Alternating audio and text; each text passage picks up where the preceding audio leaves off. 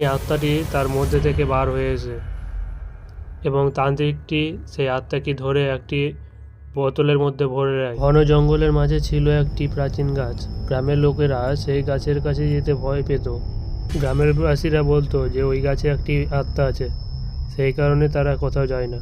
সেই গ্রামে বাস করতো একটা কাঠুরে পরিবার, যার একটা স্ত্রী এবং একটা ছেলে ছিল।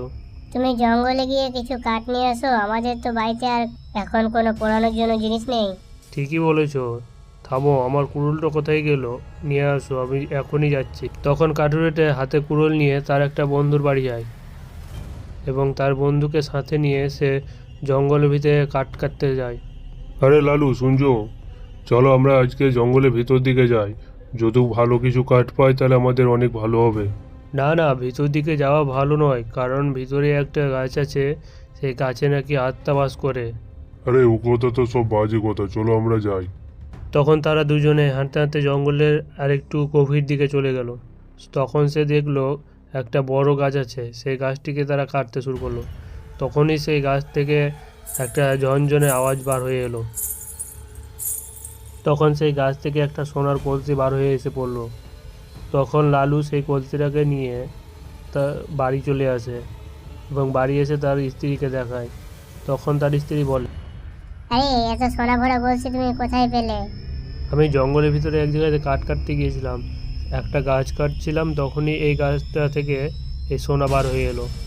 আমরা তো তাহলে এখন বড় লোক হয়ে যাব, আমি এই সোনাগুলো তাহলে পরে দেখি। তখনই তার স্ত্রী সেই সোনাগুলো পড়ে নেয় এবং তার ভিতরে একটা অদৃশ্য আত্মা তার ভিতরে প্রবেশ করে।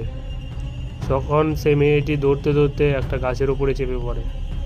লালু ও তার বন্ধু তখন তার পেছন পেছন সেই গাছের কাছে চলে যায় এবং তাকে আসতে বলে, কিন্তু সে নামে না।